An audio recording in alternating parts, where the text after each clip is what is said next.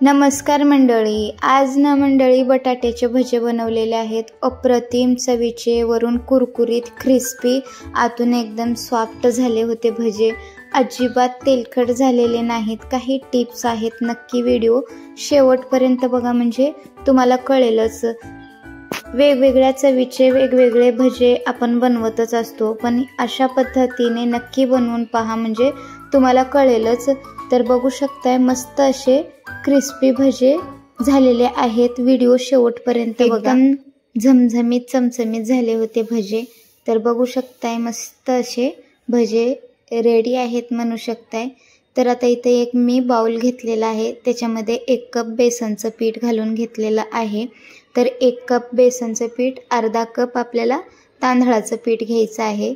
तांदळाचं पीठ अवेलेबल नसेल तर स्किप केलं तरी चालेल, पण तांदळाच्या पिठानं थोडंसं क्रिस्पीपणा येतो भज्यांना, म्हणून मी इथं तांदळाचं पीठ वापरलेलं आहे.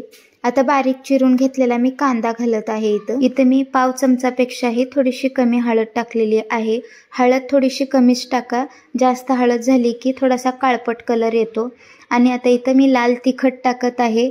लाल तिखट मी थोडंसं जास्तच टाकलेलं आहे, थोडंसं झमझमीतच केलेले आहेत मी भजे. तर बघू शकता मी इथं हातावर क्रश करून 1 चमचा मसाला डब्यातल्या चमच्याने इतका ओवा घेतलेला होता, तो हातावर क्रश करून टाकलेला आहे. चवीनुसार मीठ घालून घ्यायचं आहे याच्यामध्ये.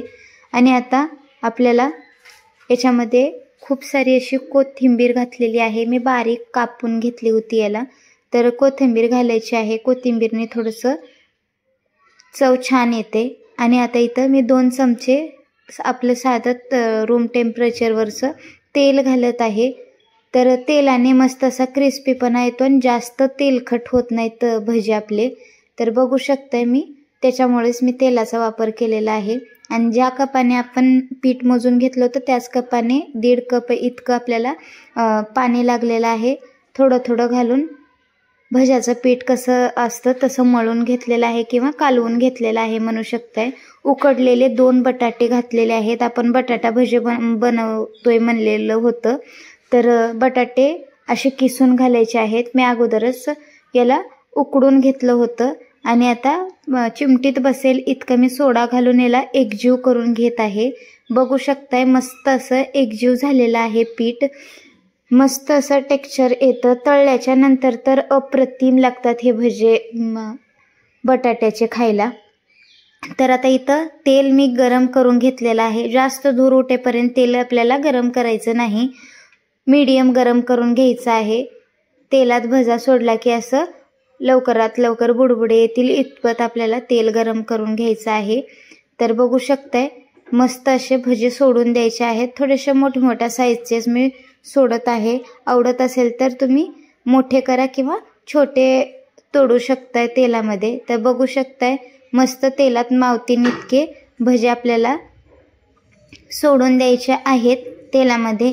मस्त असं 1 ते 1.5 मिनिटापर्यंत त्याला हात लावायचा नाही, असंच तळून द्यायचं आहे. आणि लक्षात असू द्या गॅसची फ्लेम भजे सोडल्याच्या नंतर मीडियम ठेवायची आहे. हलके बुडबुडे कमी झाले की तेलातले मग याला पलटी मारून घ्यायचं आहे. एकसारखा कलर येतो चमच्याने सतत असं उलटपलट करत राहायचं आहे. तर बघू शकताय कलत्याच्या साहाय्याने असं उलटपुलट करत राहायचं आहे. बघू शकताय मस्त असं थोडंसं जास्त वेळ तळून घेतलं की 1 3 ते 4 मिनिटापर्यंत याला तळून घेतलं की तेलामध्ये मस्त क्रिस्पीपणा येतो आणि एकसारखा कलरसुद्धा येतो. जास्त ब्राऊनसुद्धा होत नाही हे भजे.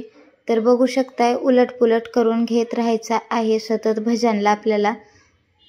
मस्त खालची बाजू वरची बाजू तळून झाली की मग तेलामध्ये उलटपुलट करून घ्यायचे आहेत भजे. अशाच पद्धतीने दुसरे सुद्धा मी तळून घेणार आहे. आणि गरम गरम भजे खायला मज्जाच येते. तर बघू शकताय मस्त असे भजे आता तळत आहेत आपले. पहिल्याच्यापेक्षा आत्ता बुडबुडे थोडेसे तेलातले कमी झालेले आहेत. तर असं सतत परतत राहायचं आहे किंवा उलटपुलट करून घ्यायचं आहे म्हणजे एकसारखा कलर येण्यास मदत होते. बघू शकताय मस्त असा भजे आता तळून झालेले आहेत म्हणू शकताय आणि कलरसुद्धा आलेला आहे. एक 3 ते 4 मिनिटापर्यंत मी हे भजे तळून घेतलेले आहेत.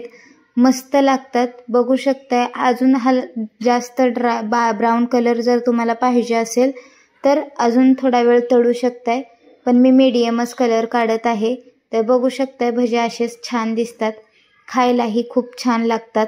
तर बघू शकताय मस्त असं तळून झालेले आहेत. आता आपण काढून घेऊया. मस्त होतात, तेलकट सुद्धा होत नाहीत. अप्रतिम चवीचे भजे आता रेडी झालेले आहेत म्हणू शकताय. बघू शकताय भन्नाट दिसत आहेत आणि चव सुद्धा भन्नाट लागते. नक्की व्हिडिओ बघितल्यानंतर करून पहा. व्हिडिओ कसा वाटला कमेंट्स बॉक्समध्ये सांगायला विसरू नका.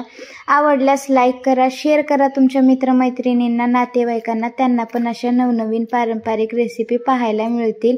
नवीन असाल चॅनलवर तर प्लीज सबस्क्राईब करायला विसरू नका. बेल आयकॉनला क्लिक करा म्हणजे माझे नवनवीन व्हिडिओ तुमच्यापर्यंत लवकरात लवकर पोहोचतील.